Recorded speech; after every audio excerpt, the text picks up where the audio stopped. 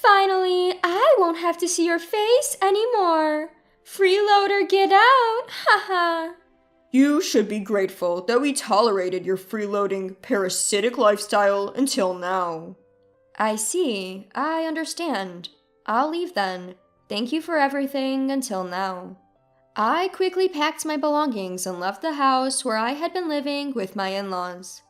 I noticed my mother-in-law looking at me with the happiest face as I was leaving. I left looking all sorrowful, but only I knew about what awaited this house next. My name is Emily. I'm a 32-year-old who works from home. It has been 5 years since I married John. We lived happily as a couple, but around our 4th year of marriage, things started to change. My previously healthy father-in-law suddenly fell ill, and we had to start caring for him. Therefore, we moved in with my in-laws. We thought we wouldn't have to live with them for quite some time, but John was an only child. With no siblings to rely on, we inevitably ended up taking care of my father-in-law. I even considered quitting my job for caregiving. However, perhaps because my hard work was recognized, I was allowed to work from home and continue working. Life in my in-laws' house started off hectically, but problems soon arose. Yes, it was the harassment from my mother-in-law.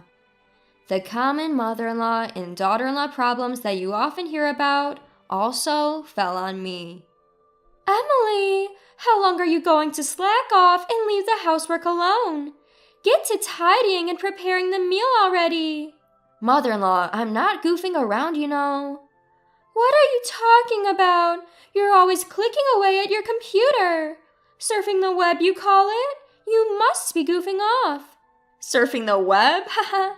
The idea that being on a computer equals killing time is so old-minded. I was specially granted permission to work from home. I didn't want to waste the skills I had worked hard to acquire, so I worked hard at my job in between household chores and caregiving to maintain my previous income. And it was gratifying when, after about 3 months of desperate effort, I was able to restore my income. The reason why I had to work so hard was because, frankly, it was difficult to get by on John's income alone. Finally, we're going to have some leeway in our lives. I want to save some money. That's what I thought, but for some reason life became harder. It felt like our savings was only decreasing. I wondered why, and when I checked our expenses, it turned out that John was splurging a lot. And I also found out that my mother-in-law was also splurging quite a bit. John has always been a show-off, and he often treats his colleagues to lunch. But recently, he's been using our credit card to treat many colleagues at parties. Of course, if you spend more than you put in the house, it's bound to decrease. My mother-in-law, for her part, takes up multiple hobbies at the invitation of her friends, and she unhesitatingly uses money for class fees and expenses for socializing.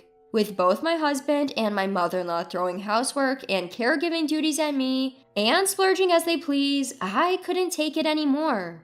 As I was covering all the living expenses with my income and couldn't even think about saving, I became anxious and decided to talk to my husband and mother-in-law. Both John and mother-in-law, you seem to be spending a lot of money wastefully lately. We're going to run out of savings at this rate, so could you please hold back a bit on spending? Upon saying this, my husband John and my mother-in-law strongly rebutted. You think I wouldn't care if my colleagues see me as a stingy man? You want me to get looked down upon? It's okay if you're not always the one to treat them.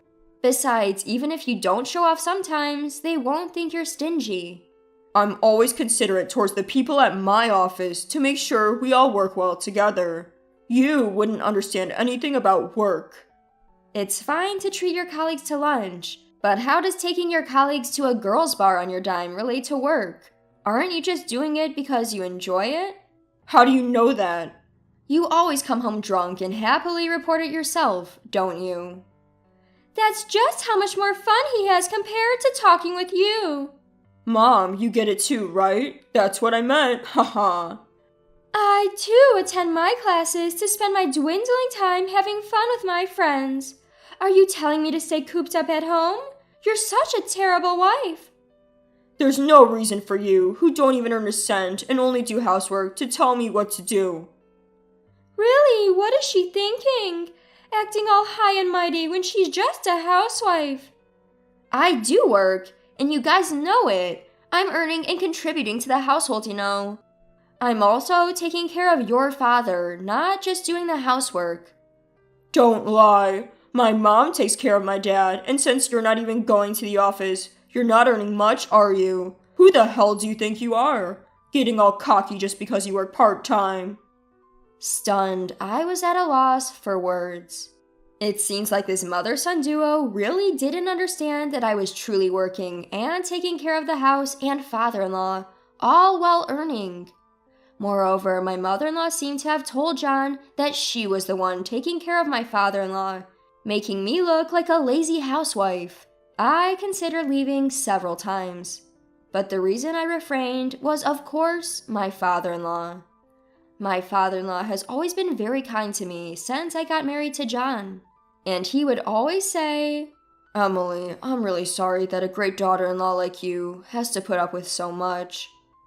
Father-in-law, I don't mind taking care of you. What are you talking about? I do feel guilty about needing care, but I feel even worse about how my wife and son are treating you. You're being taken advantage of, aren't you? Well, yes. With just John's income, we wouldn't be able to maintain a living. I know that it's all thanks to your hard work that we're getting by. Father-in-law, you knew? It turned out that my father-in-law had been aware of the household situation for a long time. And every time he needed care, he would thank me and speak to me with a kind voice. I loved my father-in-law, and I didn't find taking care of him a burden at all. What if I left this house? I was anxious about who would take care of my beloved father-in-law, so I decided to take care of him diligently until he passed away. And about a year later, my father-in-law passed away. During the funeral of my father-in-law, whom I loved so much, I cried the whole time. Seeing me, my mother-in-law coldly said, "Emily, why are you crying so much?" Without shedding a tear, my mother-in-law showed no signs of grieving for my father-in-law. So of course I replied, "What? My father-in-law has passed away. Of course I would be sad. I've been taking care of him all this time." Upon hearing my response, my mother-in-law exploded in anger. "Gosh, as if I didn't take care of my husband at all!" In reality, my mother-in-law hardly took care of my father-in-law. She took advantage of me, doing neither housework nor caregiving, and claimed she was too busy with her hobbies. Despite that, she always found the time to go out. She played the part of the poor mother-in-law being bullied by her daughter-in-law, even pretending to cry in front of relatives. From the outside, it seems like I was a terrible daughter-in-law, to the point where people said, "Please stop being so harsh on your mother-in-law." Some even sided with her and blamed me. I was merely grieving the death of my father-in-law, yet even strangers blamed me. It pissed me off. I chose to stay away from our relatives. Then John, having noticed me, approached me to complain. "So, you embarrassed my mom in front of our relatives, huh?" "What are you talking about? I don't understand. I was just crying and grieving your dad's death. Then your mom came up to me making snide comments. That's all." "I heard you were talking as if she did nothing for my dad." "I didn't say such a thing. I was just talking about how sad I was that your dad, who I had been taking care of, passed away. Maybe it sounded like I was blaming your mom because she didn't do anything in reality." "Are you looking down on my mom?" "No, I'm just telling the truth. And if you're so upset, you should have helped me out. Don't you think you could have taken better care of your own dad?" "Why are you blaming me too? I have nothing to do with this." "Nothing to do with this? You're his own son. Didn't you feel any responsibility to take care of him?" "I had work. It was your job as a housewife to take care of him." "That makes no sense. I have work too, so that's unfair." Our argument heated up and was broken up by panicked relatives. Although the argument ended there, my husband and I didn't speak for the rest of the day. Later, after all the funeral-related matters were settled, a lawyer spoke about the inheritance. I'd like to discuss the will concerning the inheritance following your father-in-law's death. It is written that the rights to the family home and the land will go to his son John, while the remaining money will be split evenly between his wife and his daughter-in-law, Emily. What? Why would Emily get a part of the inheritance? I'm his wife, right? If John gets the land and the house, shouldn't the rest of the assets all be mine? Your husband expressed his gratitude to Emily, who dedicated herself to his care. It is his wish to leave her part of the inheritance as a token of that gratitude. This is a decision made by your husband, and it cannot be overturned. So that's it. Oh, I see. Emily was only taking care of him because she was after the inheritance. Why would you say that? It must be. Why else would she dedicate herself to caregiving? I've had a good relationship with my father-in-law ever since we got married. I took care of him to repay his kindness. If you think it's impossible, why did you push the caregiving onto me, mother-in-law? How can you belittle me like that?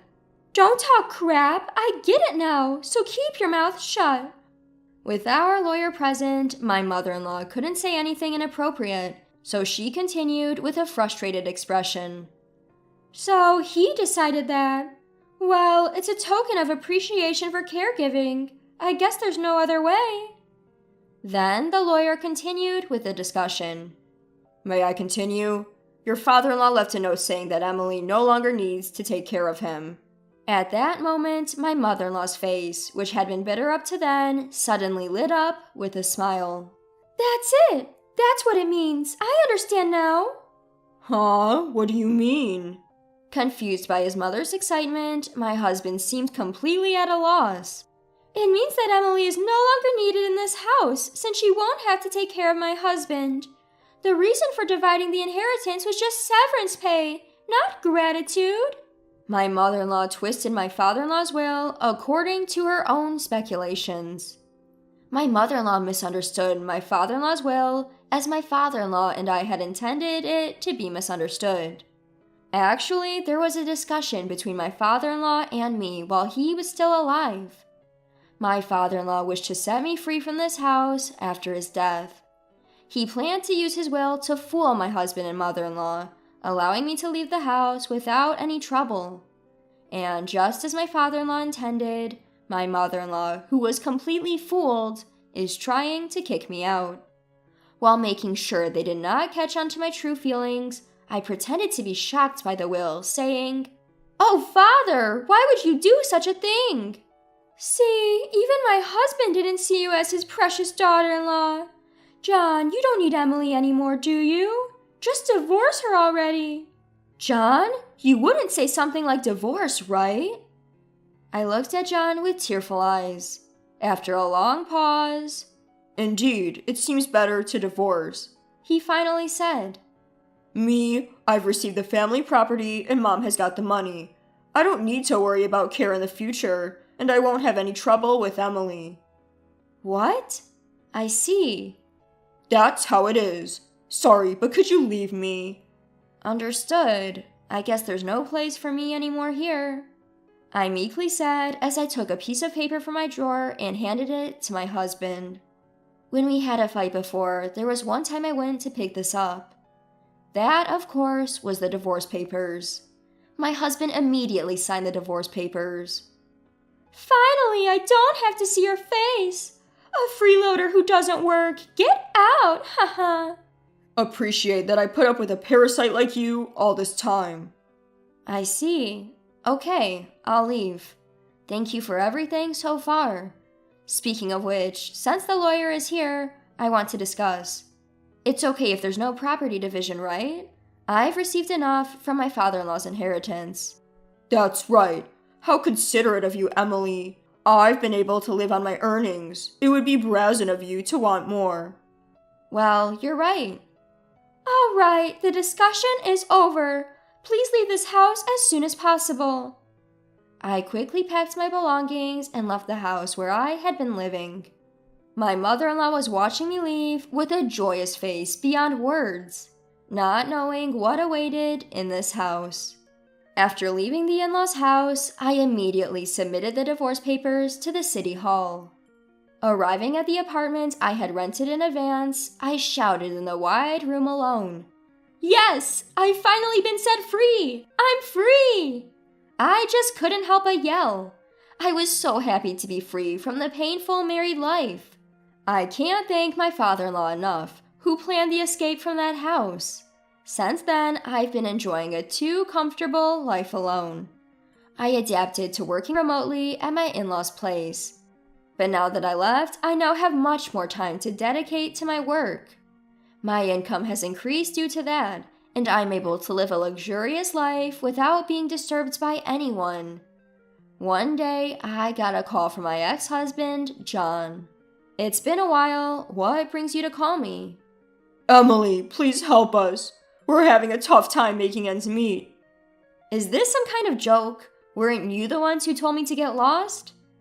Even though we're getting the same salary as before, for some reason we don't have enough money. We can't live like this. Oh dear, haha, that does sound tough. I decided to drop the final bombshell. Well, that's because my salary isn't going into the household anymore. What do you mean? Don't you understand? You couldn't afford your lifestyle just with your salary. All those splurging, and you never noticed? I couldn't afford our lifestyle with my salary alone? Of course not. You've always been squandering all your salary on yourself. The only reason we could get by was because of the money I was bringing in. You and your mother at your ages, your habit of spending is just ridiculous. What? So how much were you making, Emily? Let me see. Back then, it was around $4,800 a month, I guess? You were making that much? Yes, I was. Bet you didn't know that, did you? By the way, now that I don't have any hindrances, I'm making even more. Haha. Even over the phone, I could tell my ex-husband was shaken. Emily, how about we live together again? Huh? It was a mistake to kick you out. It's not too late to start over, right? What are you talking about? It's obvious you're just after my earnings. No, that's not it. I've realized that I still love you, Emily. Don't talk nonsense. I have no desire to return to your place. By the way, what happened to the inheritance your mother received? You should have plenty left from that, right? Well, it's nearly run out.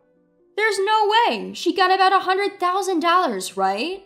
There's no way you could have spent all of it in such a short period of time. We enjoyed shopping and overseas trips. Also, we lost nearly half of it in casinos. Both of you are just hopeless. I'm speechless. I'm a stranger now. I can't do anything about it, and I don't want to. But don't say such cold things. Help us. I don't care. I'm ending this call. Don't call me again. With that, I hung up the phone and immediately canceled the contract of his phone. I have no idea what happened to my ex-husband and ex-mother-in-law after losing all means of communication. However, when I passed by their house nearly a year after that phone call, the place had been demolished. They must have had to let go of the house due to financial troubles. Well, it's none of my business anyway. As for me, I decided to spend my newfound free time on a new hobby and started attending a wine class that I had been interested in. There, I met a man 2 years older than me who was actively pursuing me. After a year and a half of dating, we got married.